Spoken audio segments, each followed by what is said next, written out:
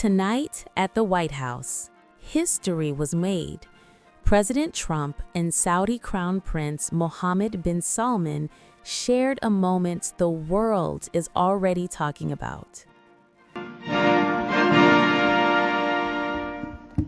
Well, thank you very much, everybody. Thank you. What an honor.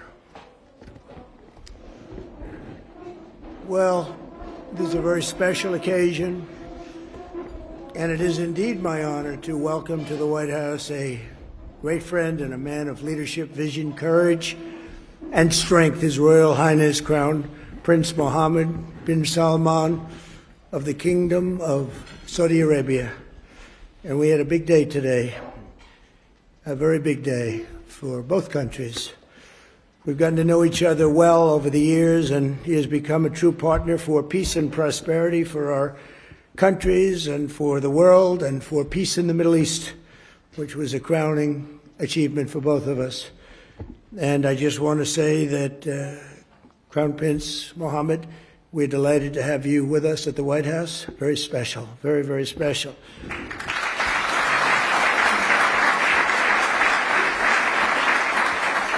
I'd like to also express my gratitude to our wonderful First Lady for organizing this beautiful evening. She worked hard on it. Thank you very much, Melania. Thank you.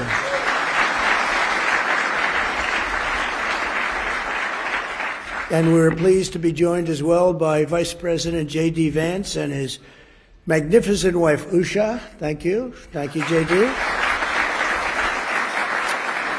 Speaker of the House, Mike Johnson, and his wife, Kelly. Thank you, Mike, wherever you may be. Thank you. Thank you, Kelly.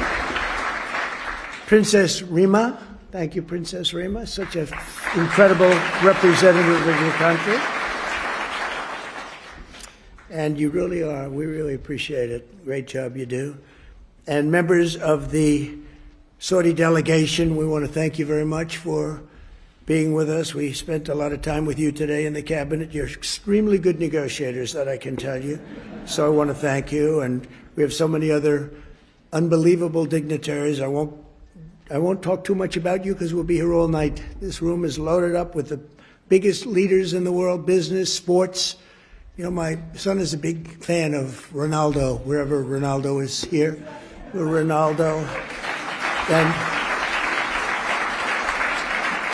And Barron got to meet him, and I think he respects his father a little bit more now, just the fact that I introduced you. So I just want to thank you both for being here. Thank you very much. Really an honor.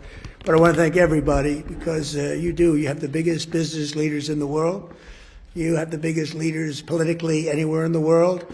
And I think it's a group that maybe to this extent has never come together quite like this. I only wish we had about 2,000 more seats. We would have filled every one of them 2 times over. But very soon you'll be having that, and we'll have to do another one in about 2 years from now. But we really do. We appreciate it very much. It's a special privilege to welcome His Royal Highness to Washington this year as we mark the 80th anniversary of the first meeting between U.S. President and a Saudi king. 8 decades ago in 1945, President Franklin Delano Roosevelt met with the Crown Prince's own grandfather, the founder of the Saudi Arabian incredible country, and that was King Abdul Aziz on the deck of the U.S. Navy cruiser, and a beautiful one at that. It has become known for that meeting all over the world. The two became immediate and warm friends, and in fact, when we were walking down the Presidential Walk of Fame today, I said, so which one, other than Trump, of course, because Trump absolutely is number one in this category, meaning friend to Saudi Arabia. I said, which is the greatest of the president's friends of Saudi Arabia? And I think you said, very truly, Franklin Delano Roosevelt. Now, he's a Democrat, so I don't know. But I understood it, and it's true. He was a great friend, and right now you have the best friend you've ever had. But ever since, our countries have been enduring partners, and together this evening, we're making that partnership closer and stronger than ever before. And we've never had the relationship, our countries, like this. We had four great years, but things happened today, and documents were signed, and we went through a lot during the first 9 months.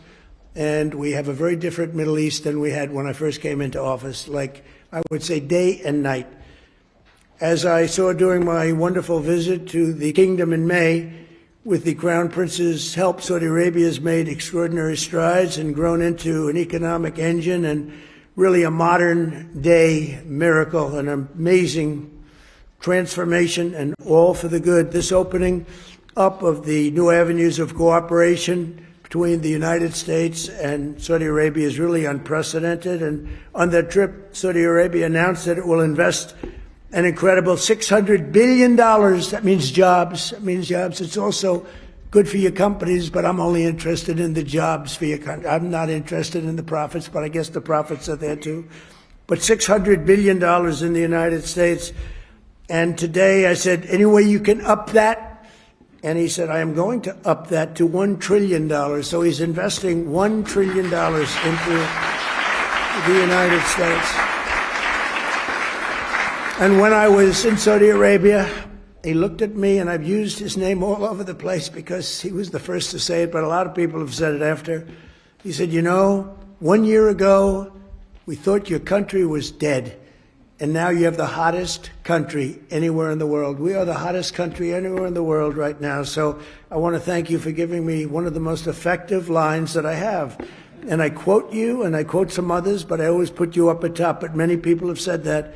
This week, we're also signing exciting agreements on civil nuclear energy, critical minerals, and artificial intelligence, numbers that nobody's ever heard of before.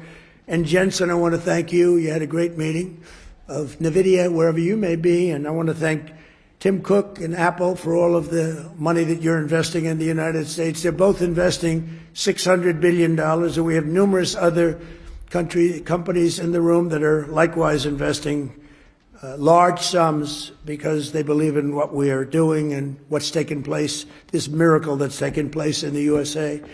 Together, these will come together. We're going to have support the many thousands of American jobs that have been created and help solidify the USA and the world leader. We're really now by far the world leader in technology, and nobody even questions it. Advanced manufacturing and other vital industries. They were saying 2-3 years ago, when the country was really losing business, not gaining business, that we'll never be manufacturers again, we'll never be doing any of these businesses again, that are coming back to us in record numbers. AI plants, but maybe even most importantly, in a sense, the auto plants. They're all pouring back into the United States. And I have to say, because of tariffs, I'll also say because of November 5th, the election.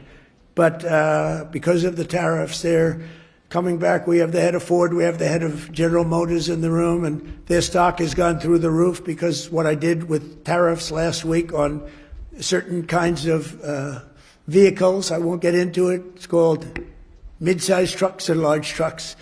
So I wanted to get into it because their stock went through the roof, and they were very happy. They did not really a hell of a lot of work. I gave it to them at their request, and for that, they get a big fat salary.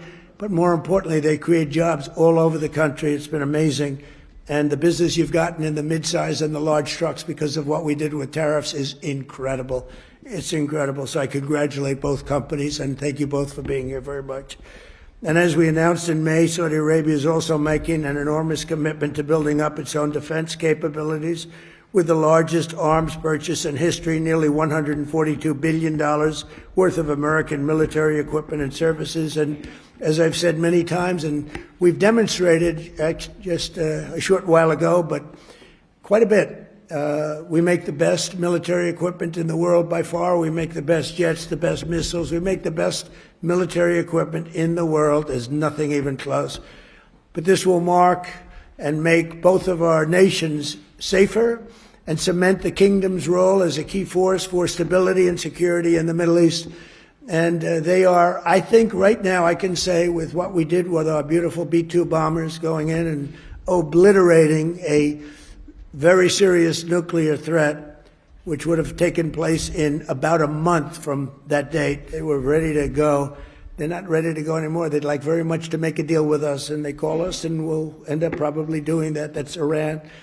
But when you really think about it, Your Majesty, I think that this is the best in terms of safety. Saudi Arabia has never been as safe as it is right now.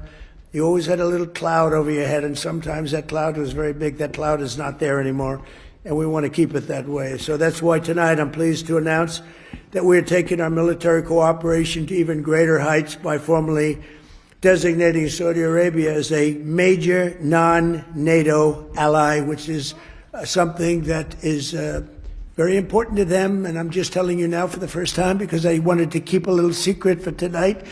I just heard him say, "Oh, that's nice." That's another point you won today. And signing a historic strategic defense agreement, which we just signed a little while ago. So congratulations. It's our pleasure.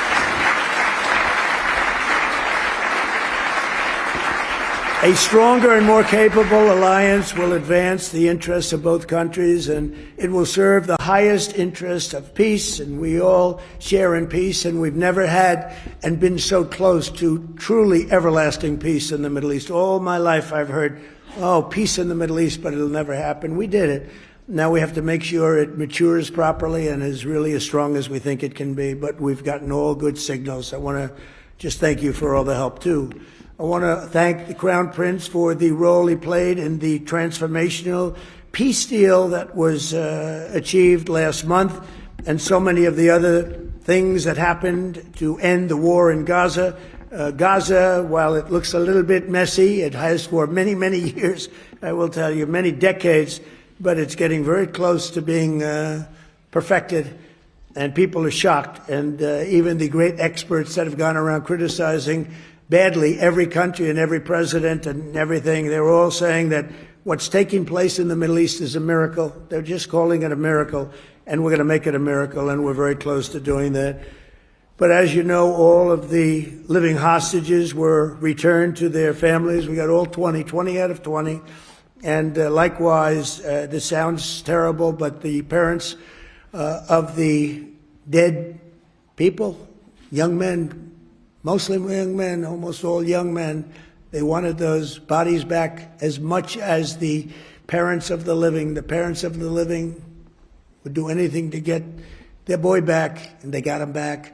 And the parents of the dead wanted them just as much. It almost seemed as though they wanted them more. And today, through the efforts of Steve Witkoff and Jared Kushner and Marco Rubio and everybody worked together. We worked so hard together. 2 more bodies were brought back, and we're up to almost the full count. I think we're too short right now, and a lot of work has been done by Hamas, and a lot of people said they wouldn't be doing that, but they did do it. And the bodies have been delivered to the families, to the mothers, to the fathers, and at least they can be in peace. It's amazing. It was a miserable period of time. We have 2 more to go, and I think we'll be getting them also. Not easy. That was not easy. Not an easy situation. I've met with many of those parents, and what a time they've had. But we also want to thank all of the people living in Gaza, the residents of Gaza, and they've, as you know, begun to move back to their homes, and a lot more safety. They said today a lot more safety than they've ever had before. It was a rough neighborhood, to put it mildly, and a lot of progress has been made with respect to Gaza and just about everything else we touch. Just yesterday, the United Nations Security Council formally adopted my peace plan and officially endorsed the Board of Peace. This is a board like no other. It will have the heads of major countries, I think all of the major countries. I hope Your Highness will be on the board. You'll accept, I hope. But the Board of Peace will be something that's never even been thought of before. And it's covering Gaza, but it'll end up covering large portions of the world. And I was honored to be chosen the chair of that Board of Peace. And I think you'll see something that nobody's ever seen before in terms of the status of the board. There will never be a board like the board that we're going to be announcing. Everybody wants to be on the board, and it'll end up being quite a large board because it'll be the heads of every major country, and the United Nations passed it.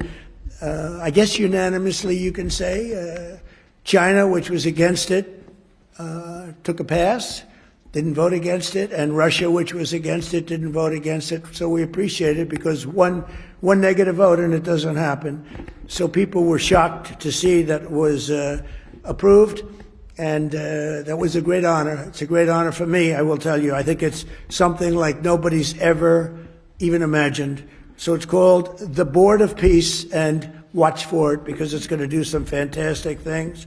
And I know we're both deeply committed to an enduring ceasefire. It grows into the beautiful, lasting peace, and we've got things going at numbers and far ahead of schedule that nobody thought was possible. So, Your Royal Highness, just as my predecessors and so many of the people that you know and love from a long time ago, they bonded with the U.S. and Saudi relationship, which was forged 80 years ago. You and I are strengthening and renewing the alliance, I believe, to levels that were far greater than what they had even 80 years ago, frankly. And we pray that we will be celebrated by our own descendants some days for this incredible relationship that's been built between the United States of America and Saudi Arabia. Someday they maybe will talk about us as being two wonderful men. Forget about great. Wonderful is okay. But two wonderful men that did tremendous work for their countries, and that bond is very important. Our friendship and blessings to America, to the Kingdom of Saudi Arabia, and to the world stand out and will always stand out to me. So I look forward to working with you, and we'll be here for 3.25 years. For the Trump, that's like an eternity. You know, for somebody else, that doesn't sound long, but we love doing it. We love, you know, we have an expression, make America great again, and that's what we're doing beyond what anyone even thought possible. So I just want to thank you for being a very big part of it. And I want to thank you for a $1 trillion investment and contribution toward our country. That's a lot of jobs. Thank you very much. Thank you. Please.